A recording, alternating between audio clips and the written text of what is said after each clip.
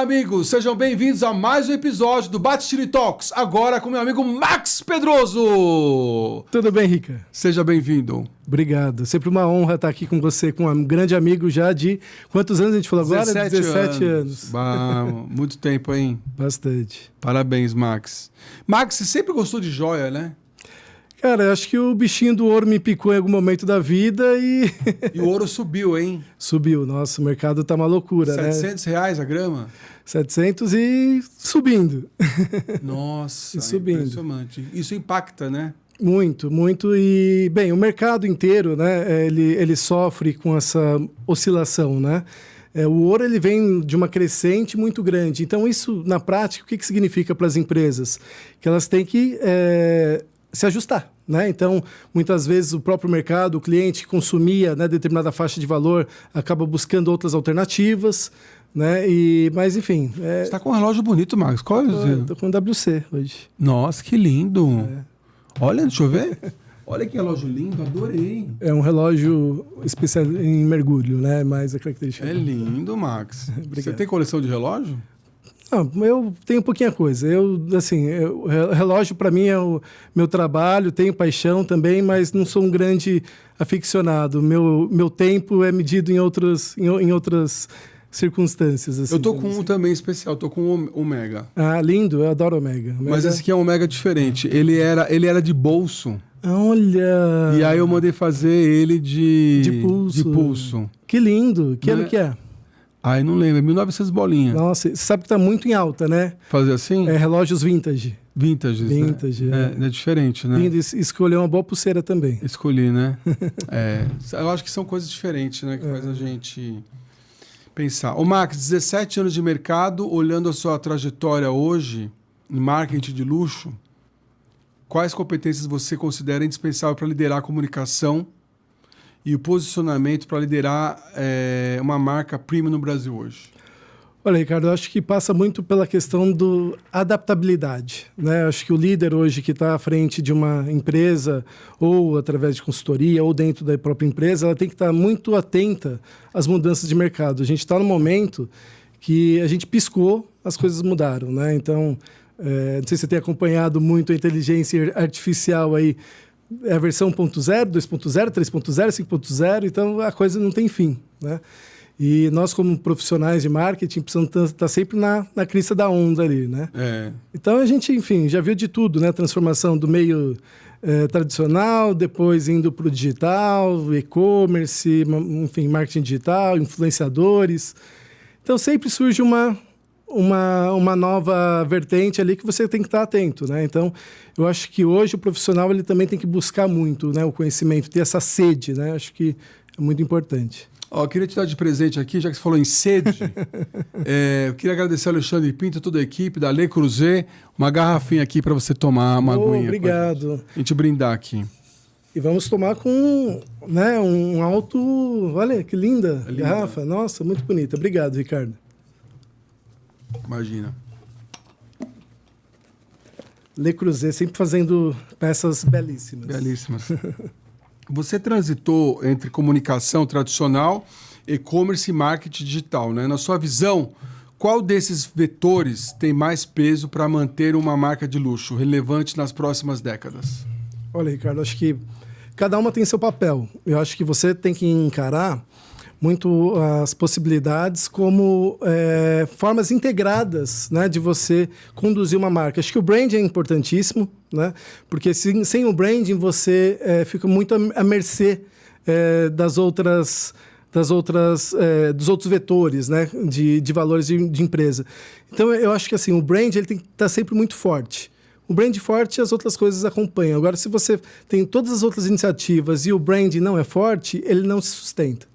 A empresa não consegue ter uma imagem que tenha esse patamar ali que as pessoas admiram, né? Então, eu acho que passa por aí.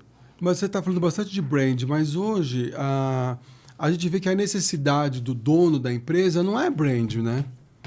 A maioria quer vender.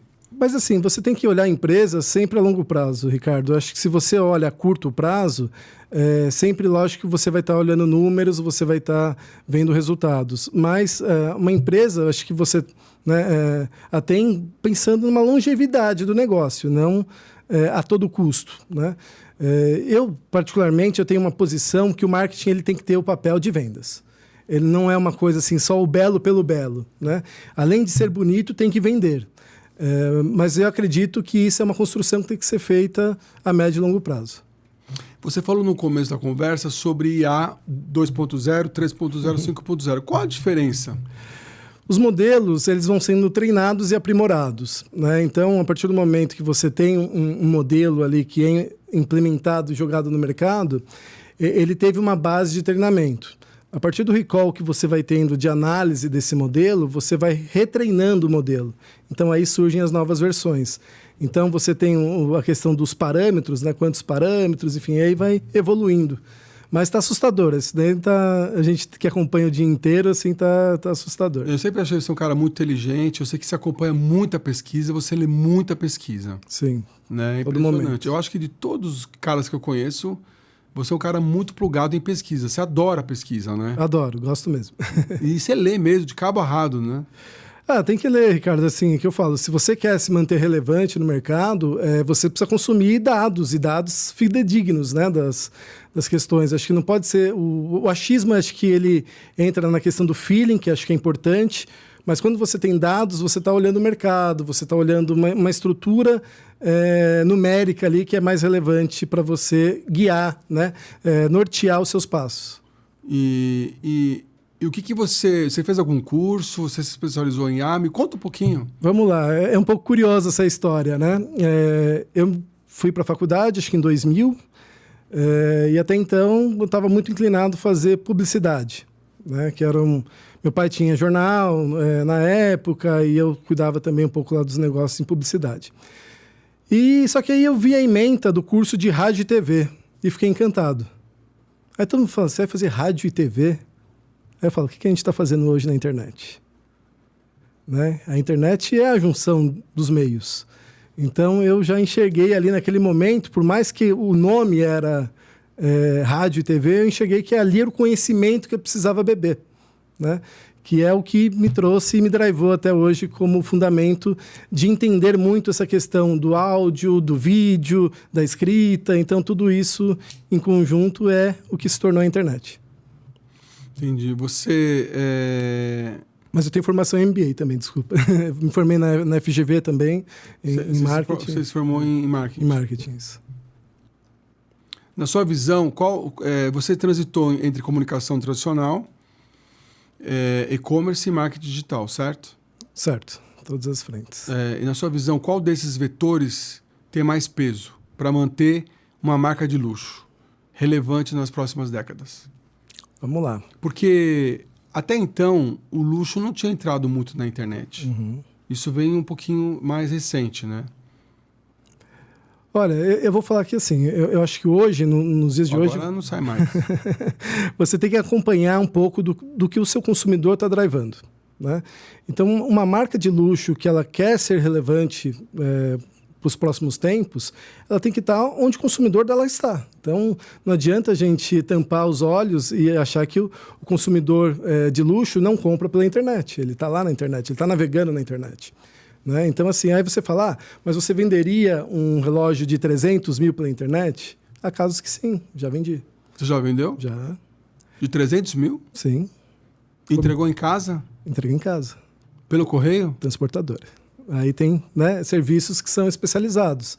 Mas você não acha que esse cliente de 300 mil ele quer experimentar? Às vezes ele já até experimentou, já conhece o produto, já teve uma vivência com aquele produto. E hoje a gente também vive uma época que o tempo é muito precioso, né? Então, talvez seja um facilitador. Se ele já conhece a marca, se ele já teve contato com o produto, fica mais fácil a decisão dele. Então, caiu por terra aquela coisa da experiência. Eu acho que não, Ricardo. São complementares. A experiência hoje... Aí você vê aquele carpete vermelho que você pisa fundo do pé. Aí você vê a Dom Perignon. Sei lá, desculpa, né, gente? Tem outras champanhes boas também. Mas eu tô dando um exemplo. Tá? Meus amigos aí, desculpem.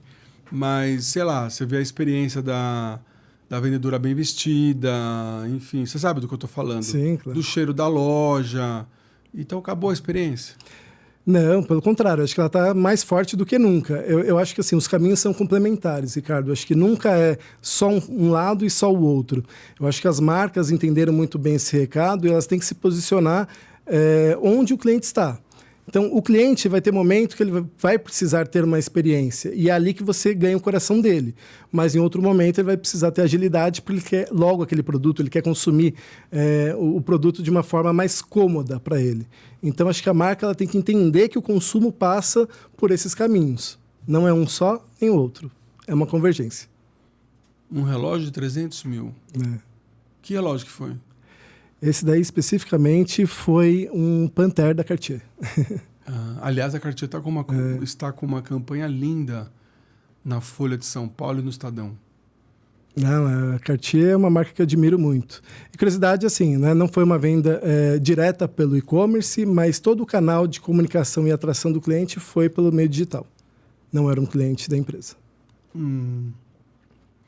Como que você avalia a transformação do perfil do consumidor de luxo nos últimos 5, 10 anos no Brasil, e especialmente com a influência do digital nas redes sociais?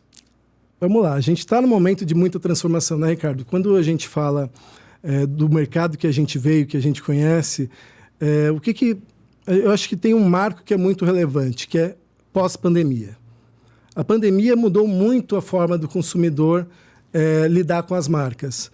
Primeiro, a mudança econômica que isso provocou, né? Então, muita gente o dinheiro mudou muito de mão, a gente sente isso no mercado, né? Novos negócios surgiram, a internet impulsionou também novos mercados, a parte financeira que a gente viu outros produtos, outras empresas, outros modelos com as fintechs também surgindo. Então, ou seja, o dinheiro que estava na mão de famílias muito tradicionais se movimentou muito, né?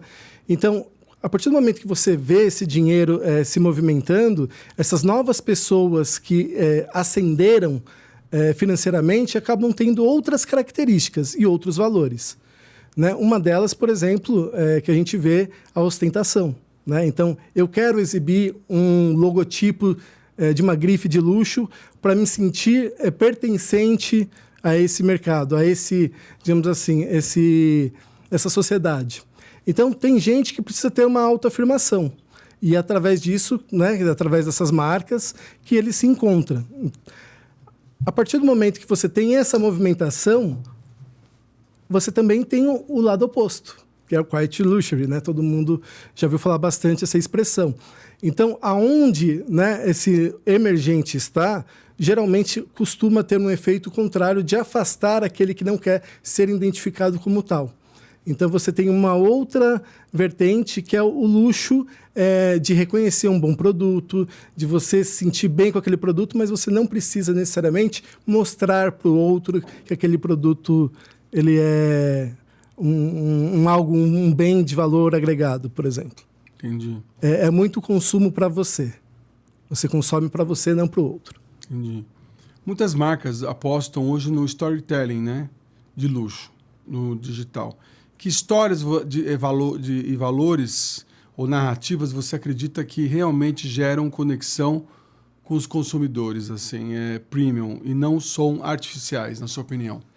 Vamos lá, eu acho que primeiro a bagagem cultural, né? Eu acho que a bagagem cultural de uma marca ela é sempre muito relevante. Porque, assim, produto todo mundo tem, né? Eu acho que qualidade também todo mundo busca. Mas quando você mostra que aquilo formou todo um comportamento de uma sociedade em torno daquele produto, então acho que as marcas de relógio elas têm muito essa característica, né? Tem marcas que sobreviveram inúmeras guerras, tem marcas que são desde 1700, você tem uma marca de 1700, né, até os dias de hoje, quanta história já não passou, né? A Cartier mesmo, com a questão dos reis e rainhas, pegando aqui mais o gancho brasileiro, né? O próprio Santos Dumont, que é uma referência também, né? A gente tem um relógio Santos ali super em vanguarda. Então, eu acho que quando você conta essas histórias, eu acho que o produto ele ganha uma alma, né? Então, acho que isso que torna ele especial. Não é só o valor dele, é tudo aquilo que ele representa como cultura, como visão, como, enfim, diversas características ali que não é só monetário. Sim. para as marcas de joias ou produtos de alto valor, qual deve ser o equilíbrio ideal entre experiência digital e a experiência física na loja, atendimento personalizado, a sensorialidade, na sua opinião?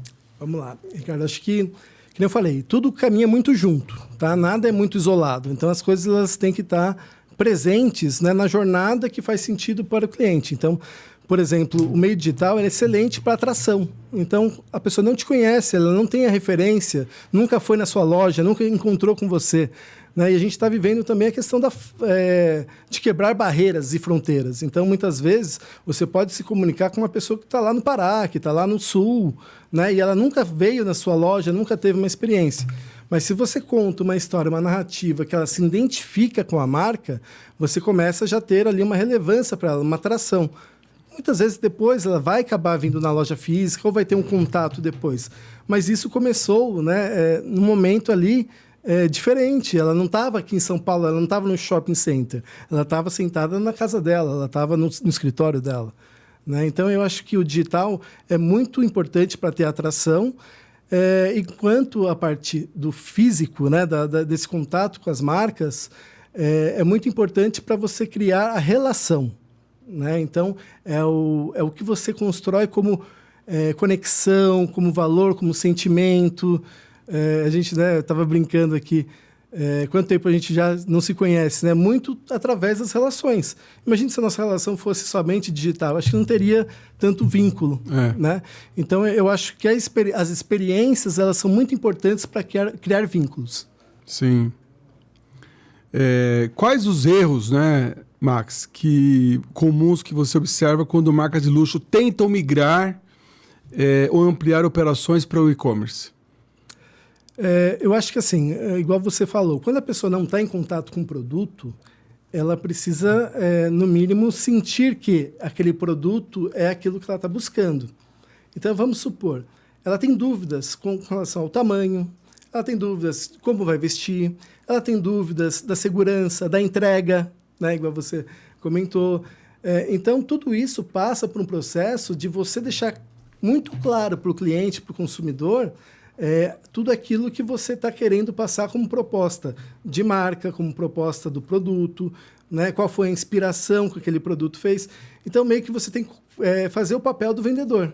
Então, eu acredito que as marcas elas acabam se posicionando achando que apenas uma fotinho ali do produto e o preço já vai resolver. Não, ela tem que entender que você tem que, inclusive, municiar o cliente de informações que não estão presentes, às vezes, nem com o vendedor. Que mais? Né? Me dá mais dicas. Vamos lá, acho que o que eu falei, por exemplo, do belo pelo belo. Né? Eu acho que assim, você pode ter um bom produto, mas você tem que contar aquele produto de uma forma encantadora para o cliente também. Ele não vai se auto-vender. Você tem que vender esse produto, você tem que apresentar ele numa condição que a pessoa sinta desejo por ter aquele produto. Né? Então, eu acredito que as marcas hoje, elas não têm muito esse cuidado, né, de você ter um encantamento, né, de você ter todo esse cuidado assim, de se demonstrar de uma forma que, nossa, eu olhei e vou ficar encantado e eu quero aquela marca, eu quero aquele produto. Eu acho que fica uma relação ainda muito fria. Acho que as marcas ainda não entenderam muito bem esse jogo. Mas, enfim, tem outros pontos assim que eu acho também muito relevante, que é entender também os algoritmos hoje da internet. Não basta você apenas existir, você tem que ser relevante. Né? Então, quando você fala, por exemplo, que um Instagram, que eu tenho 100 mil seguidores, ele vai entregar meu conteúdo para apenas 0,05% no orgânico, então, assim, se eu ficar postando todo dia, eu vou ter uma relevância? Não. As pessoas vão me conhecer? Não. Então, não basta você ter apenas a presença. Você tem que ter a estratégia. Eu acho que isso é onde muitos erram. Né? Então, você tem que, por exemplo, meu mercado, quantas pessoas têm o poder de consumir ou terem interesse? São 50 mil, 80 mil, 100 mil? Eu vou ter que falar com essas pessoas. Como é que eu me comunico com elas? através de uma segmentação, através de parâmetros que você seta nas plataformas, para poder alcançar esse público, né? Seja pelo próprio discurso, pelo próprio criativo, né, que a gente fala. Então, oi, Ricardo, você que é apreciador de vinho, né, que você gosta de uma uva XPTO, olha, tem um produto aqui incrível, enfim, estou dando um exemplo aqui, mas é isso, você pode encantar a pessoa e chegar àquele conteúdo através de N estratégias, mas você tem que ter não só a imagem, mas você tem que ter a estratégia, né, aonde eu quero, igual o processo de comunicação, né? Você tem a mensagem, você tem o comunicador e o receptor. Então, isso tudo precisa estar convergindo. Convergindo, entendi. Hoje, Max, como que eu posso te apresentar? Como você se apresenta para o mercado? Bem, muita gente já me conhece, né? Mas quando pedem assim que não tem uma referência, Max, né? É da Pedroso Luxury Consulting. Então você é um consultor. Sou um consultor, hoje me posicionei como consultor. Tá, como consultor, como você ajuda as empresas no pequeno ou médio porte a construir uma identidade de luxo sem perder a autenticidade ou escalar errado? Vamos lá, você chegou no ponto principal, né? Que é a questão... hoje eu percebo que o empresário, né, também ele está numa posição muito incômoda para gerir o negócio dele nesse mercado de tantas transformações.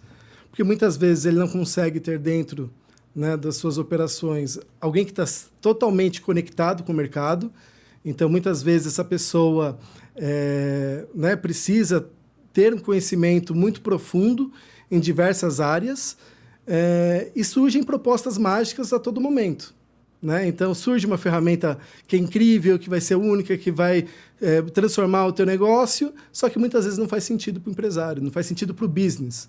Então, eu falo que antes de fazer uma consultoria, eu preciso entender do negócio. Né? E entendendo do negócio, tendo fit com o negócio, eu pego ali minhas ferramentas e vou apresentar. Olha, isso faz sentido, isso não faz, isso aqui eu acho interessante para o momento que você está. Então, acho que o papel do consultor é muito isso, trazer informações frescas, né, que tá sendo falado, discutido no ambiente de negócios, e também fazer adaptabilidade para o negócio que você está prestando a consultoria. Né? Para o momento de negócio, às vezes a empresa não está preparada para certas transformações, então você precisa primeiro preparar o terreno para depois chegar fazer a mudança. Que legal. Tem algum exemplo? Tem várias, mas assim... Sem citar nomes, né? Não, tá tranquilo, mas vamos lá. Vou pegar alguns exemplos, né? Então, por exemplo, tem o mercado de luxo, ele é muito tradicional, né? Nas suas características, nas suas estruturas empresariais. Mas muitas vezes você está enfrentando um mercado totalmente novo, digital, com influenciadores, que você precisa ter uma outra presença, um outro direcionamento. Então, por exemplo, já peguei casos de marcas que elas não tinham nenhum tipo de iniciativa digital. E como hoje você não tem iniciativa digital, você não está onde o teu cliente está.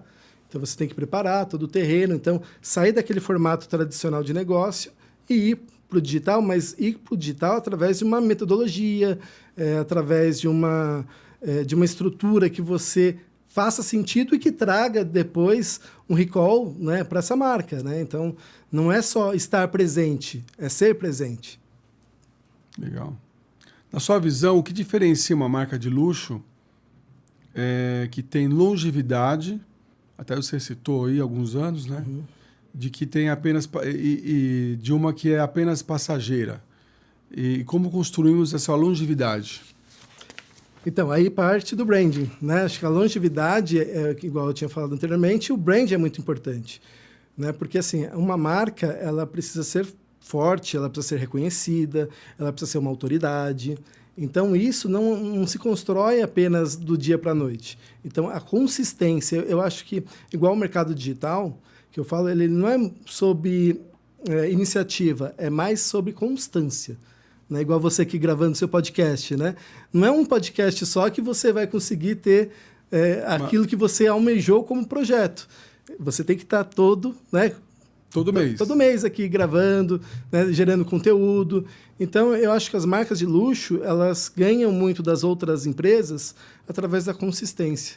Então, são marcas que elas elas se eternizam na consistência e não nas iniciativas. Sim. A tenacidade, né? Tenacidade, exatamente. Quais tendências tecnológicas de consumo, de comportamento, você acredita que são mais... que vão impactar, vamos dizer assim, que você acredita que vão impactar o mercado de luxo, assim, nos próximos 5, 10 anos no Brasil? Vamos lá, Ricardo. Eu acho que assim, hoje, falar de 5 anos é algo extremamente complexo, né? Então, ano que vem. Mas, enfim, eu acho que tem coisas que elas vão se transformando. Eu tenho visto, né, nos clientes que eu atendo hoje que a experiência realmente é muito relevante. Não é que é algo novo, mas ela se transformou. Então, as experiências hoje que eu acho que mais encantam o cliente é aquilo que ele não espera, que ele se sente de fato surpreendido, né? Então, não é só ter a experiência, vou fazer uma degustação. Tá. Não, você tem que contar uma história, você tem que levar ele para um lugar, você tem que ter toda uma atmosfera que ele, no final das contas, fala, uau, que bacana, como eu fui... Valeu a pena. Valeu a pena, como eu fui bem recebido, como eu fui encantado. Então, eu acho que essa questão para os próximos anos passa muito por isso, por essa sensação. Mas também, em contrapartida, eu acho que também a questão dos dados são muito importantes para a operação hoje. Como é que você vai encantar uma pessoa se você não a conhece? Né? Se você não sabe que ela tem preferências que vão fazer com que a experiência dela seja inesquecível. Então, vamos supor, tem clientes que são apaixonados por cachorros, né? Ama de paixão, tem uma ligação muito forte. Então, se você fizer algo que envolva o cachorrinho dela dentro da experiência, a possibilidade de você encantá-la é muito maior. Legal. Se você estivesse construindo uma marca do zero no segmento de luxo hoje, com essa experiência que você tem, por onde você vai começar a estruturar o brand, o marketing e a operação? Nossa, hein? Que pergunta, hein? Essa é profunda, Ricardo.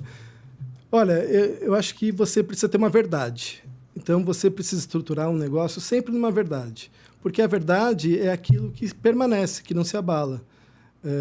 Agora, quando você está inventando uma coisa, uma história que ela não é verdadeira, que o produto ele não tem a qualidade que você diz que tem, aí eu acho que você está fazendo uma falsa promessa.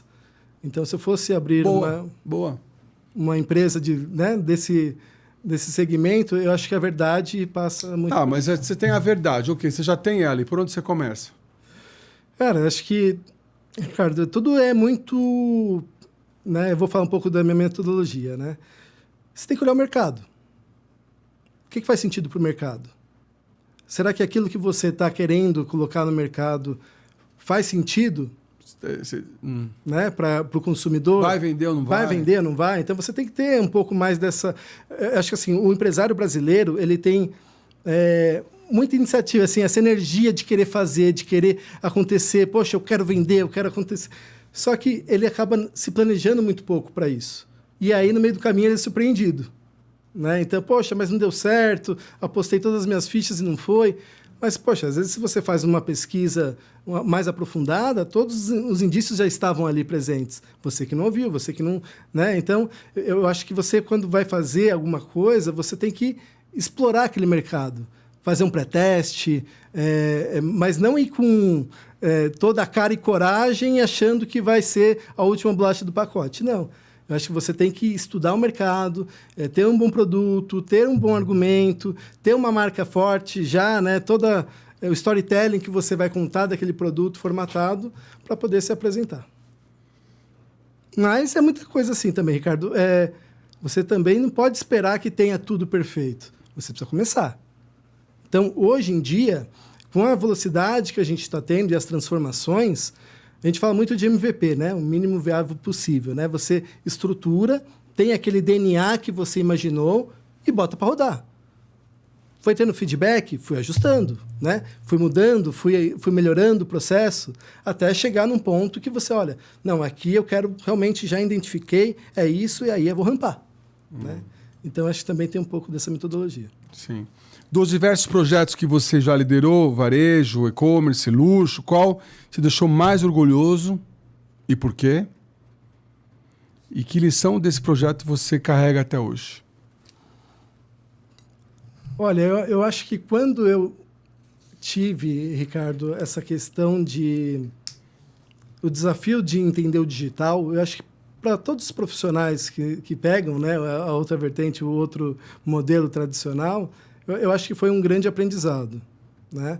Porque você vinha de um mercado que ele já estava muito consolidado há muito tempo, e de repente você tem que aprender quase que do zero, é como se você aprendesse a andar de novo, né?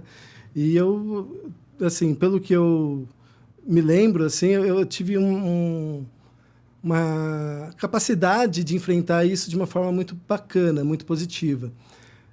Entendendo que você precisa, por mais que a marca seja de luxo, você ainda precisa ter um DNA de inovação, né? Você precisa continuar olhando o mercado como se fosse uma criança apaixonada, né? Com aquele olhar de curiosidade, de querer fazer, de querer aprender, né? Então, acho que esse foi o grande aprendizado, assim. Então, a gente está falando de e-commerce, né? Agora, todo mundo e-commerce. Meu primeiro projeto de e-commerce no mercado de luxo foi em 2005. Né? Quantos anos já? Nossa.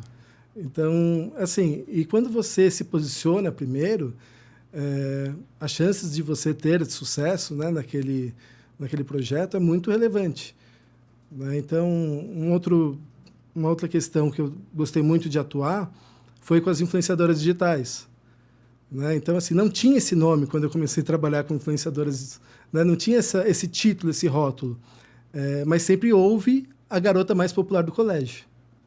Então, você entender que sempre teve a garota mais popular do colégio e aproveitar, né, das conexões que ela pode fazer para o negócio, para a marca, e enxergar isso como potencial, aí eu acho que faz a diferença. E depois foi se transformando, né? Sabe, eu não me lembro quem era a garota mais popular da minha época.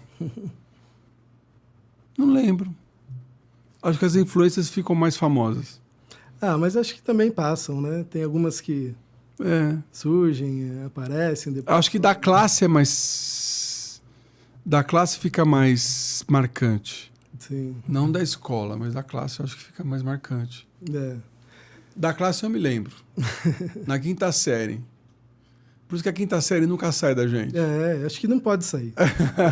Porque, eu falo, a quinta série é o que a gente tem de mais bacana, assim, que é você se permitir a errar, a dar risada da vida. Né? Então, acho que é importante também ter a quinta série dentro de você. Tem alguma questão que eu não tenha perguntado que você acha importante e relevante para você falar sobre esse assunto?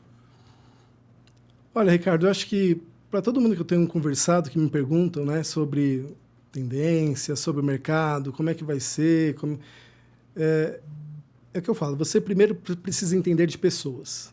Se você não entender de pessoas, como é que você vai entender daquilo que você vai propor? Né? Então, e acho que muito fazendo um exercício, pensando em você mesmo. Né? Aquilo que você está fazendo faz sentido? Você consumiria aquele produto, consumiria aquele conteúdo? Né?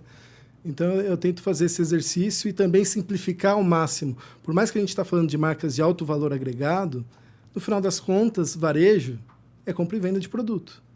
Né? Se você tiver com um produto errado e querer vender para a pessoa errada, me desculpa, não vai dar certo.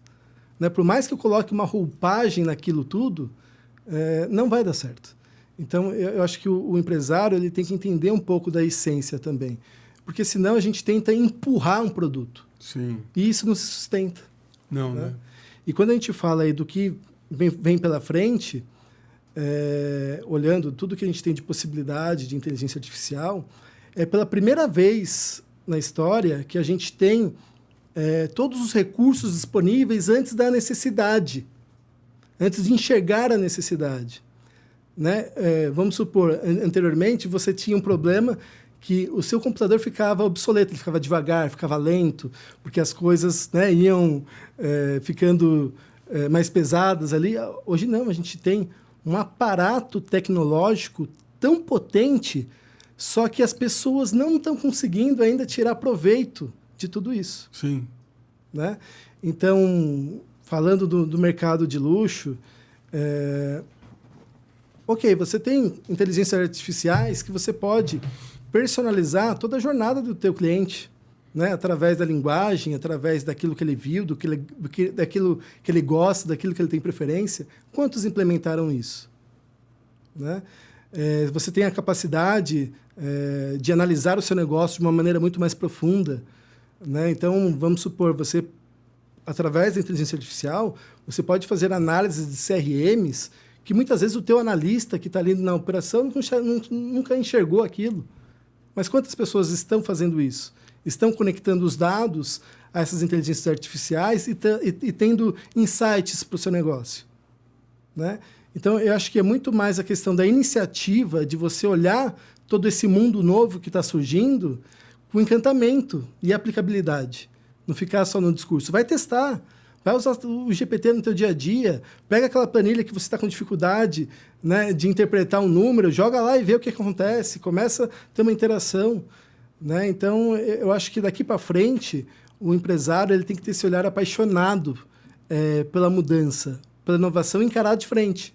Né? E o profissional de marketing, a mesma coisa, porque ele vai ser cobrado e levado por isso. Legal. Toma água, Max. Não tomar água. Que conselho você daria para quem quer ingressar no marketing de luxo e sonha em construir marcas duradouras e relevantes? Um conselho?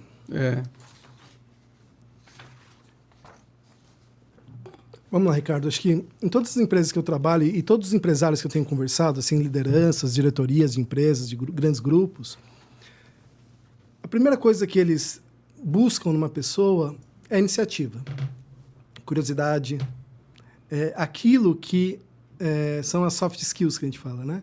Aquilo que não é ensinável, é aquilo que a pessoa tem que ter dentro dela. Dentro dela. Como é que você vai ensinar uma pessoa a ser proativa? Lógico, você cobrando, tem até metodologias para isso. Mas é muito nato, tem coisas que são muito natas. E eu acho que hoje, o jovem que está ingressando no mercado de trabalho, a gente sente que ele não tem essa vontade, não tem essa curiosidade. Então, eu acho que quando você enxerga um terreno fértil, plantar a semente é o processo mais fácil, mas o terreno precisa ser fértil. Legal. Bom, eu vou perguntar algumas coisas, você me responde o que você pensa a respeito. Claro. Vamos lá. O que você pensa sobre casamento? Base. Sociedade atual? Um pouco perdida. Você está há quantos anos mesmo? 41. Um lugar? Dentro de mim. Nossa, você está muito filosófico. Olha, eu tenho feito algumas viagens assim e eu tenho me conectado muito comigo mesmo. Estou praticante de yoga, estou bem introspectivo. Que legal. Estou encontrando um novo Max. Um desprezo, assim, algo que vou te dar um asco. Falta de caráter. Isso realmente é terrível. O que você não faria de novo, Max? Eu acho que tudo que você passa na sua vida, Ricardo, é para te construir e te levar para algum lugar. Então, eu faria tudo de novo. Não tenho arrependimentos. O que você diria se você encontrasse com o Max aos 20 anos? Olha, vai firme que vai dar certo. Ah, que bom. Max, foi uma honra te receber hoje e o bate-papo aqui. Muito obrigado. Eu que agradeço, Ricardo. É sempre um prazer estar com você, um amigo querido de tanto tempo. Muito tempo mesmo, Max. Obrigado pelo convite. Obrigado. Gente, muito obrigado. Até a próxima. Valeu!